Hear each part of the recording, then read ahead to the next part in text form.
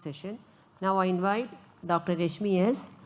She's a phaco and refractive surgeon at Eye Foundation, Kozhikode. Over to Reshmi for her topic, fighting the filaments and how to approach filamentary keratitis. Good afternoon, all of you. I will be talking about filamentary keratitis, fighting the filaments. So, we know that filamentary keratitis is a corneal condition characterized by multiple filaments attached to areas of compromised corneal epithelium. The basic etiology is alteration in the component of the tear film, which in turn will alter the polarity of the epithelium and result in adherence of the strands. Another cause is abnormal corneal surface due to ocular or systemic condition, which result in friction, irregular surface and breakdown of intact basal epithelium. The pathogenesis is an increase in the mucus aqueous ratio, either because of an increase in mucin production or a decrease in the aqueous production. What happens is that there occur a subepithelial or Bowman's membrane dysfunction, which result in the shredding of the epithelial cells and they form a strand-like pattern. This will elongate to form filaments. Small defects in the corneal epithelium provide niche for the adherence of these filaments. Shearing action of the lids and increase in the mucus aqueous ratio will enhance the formation of filaments. These filaments are actually desquamated corneal epithelial cells surrounded by conjunctival epithelial cells and entwined in a thick layer of mucin. It is having a head and a tail. Head end is adherent to the epithelial defect and the tail extend across the ocular surface. Coming to the risk factors, the most important risk factor is dry eye, mainly aqueous tear deficiency dry eye. Other conditions include recurrent corneal erosion syndrome, corneal exposure, SLK, bullous keratopathy, systemic conditions like Sjogren's, psoriasis and atopic dermatitis, neurotrophic keratitis, anticholinergic drugs and diuretics which will alter the mucus aqueous ratio, ptosis and blepharospasm. Coming to the symptoms, the patient present with pain, redness, watering, photophobia and foreign body sensation. Blinking action will result in the traction on the filaments and produce stimulation of corneal nerves resulting in pain and discomfort. Coming to the signs, there is hyperemia in the limbal area. Filaments can be seen adherent to the corneal epithelium. They can be stained with fluorescein and rose bengal. Grey colored subepithelial opacity can be seen at the base of the filament. Schirmer test will show dry eye and rapid T-but also will be there. The location of the filament is also important. In the case of ptosis and SLK, they will be located superiorly. In the case of dry eye, they are mainly seen in the interpalpebral area. In the case of surgery or trauma, they will be localized in that particular area. Coming to the management part, the most important part is addressing the predisposing factors and providing symptomatic relief. Long-term therapy is always needed in these patients and the treatment of underlying conditions like Sjogren's is also important. Identify and control the risk factors.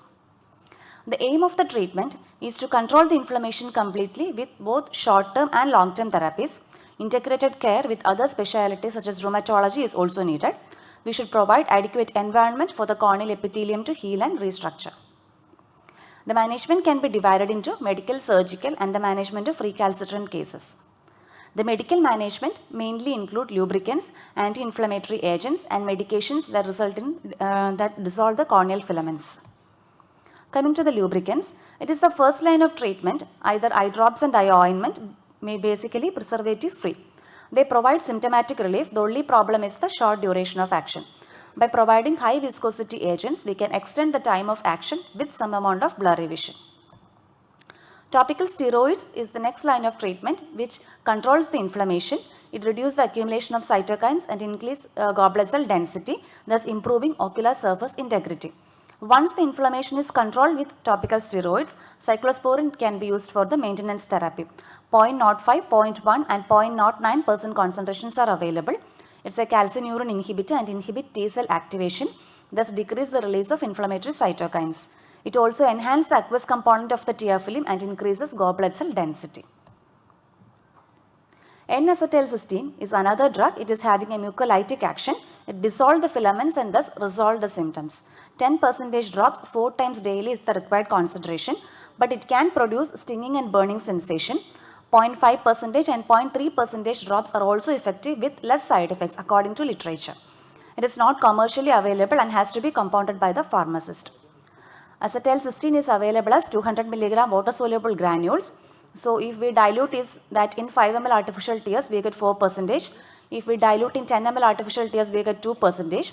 And if 75 milligram N-acetylcysteine is dissolved in 15 ml artificial tears, we get 0.5% solution. It has to be refrigerated and used within 1 week. Hypertonic saline increases the hydration and thus promote the adherence of epithelial cells. Autologous serum is another option. 20% concentration has to be used 4 times daily. It mimics the biochemical properties of the tears, contain growth factors, vitamins, antioxidants and electrolytes. 5 ml autologous serum, when mixed with 20 ml saline, it provides 20%. It can be stored in dropper bottles and can be used within 3 months. To get 5 ml of autologous serum, we can drain 10 ml of blood from the patient. It can be centrifuged and then we get 5 ml of serum. Lifitegrast is another agent. It is a lymphocyte function associated antigen 1 antagonist. LFA1 is seen in B cells and T cells. This lifitegrast bind to the LFA1 and inhibit ICAM1 and thus prevent the cytokine release. It is FDA approved for dry eye disease as a 5% solution BD. Coming to bandage contact lens, this protect the cornea from eyelid friction, promote healing and relieve pain. It also smoothens the attachment of the basal epithelial cells to the Bowman's membrane, prevents the formation of new receptor sites for the corneal filaments. The surgical management include removal of the corneal filaments using jeweler's forceps, but care should be taken to avoid disrupt the epithelium because it can increase the inflammation. Punctal occlusion and cautery can also decrease dry eye and provide symptomatic relief. In the recalcitrant cases, amniotic membrane transplantation is an option. It reduces fibrosis and inflammation. At the same time, it increases epithelialization also. Botox injection to pretarsal orbicularis, which result in increase in the tear retention.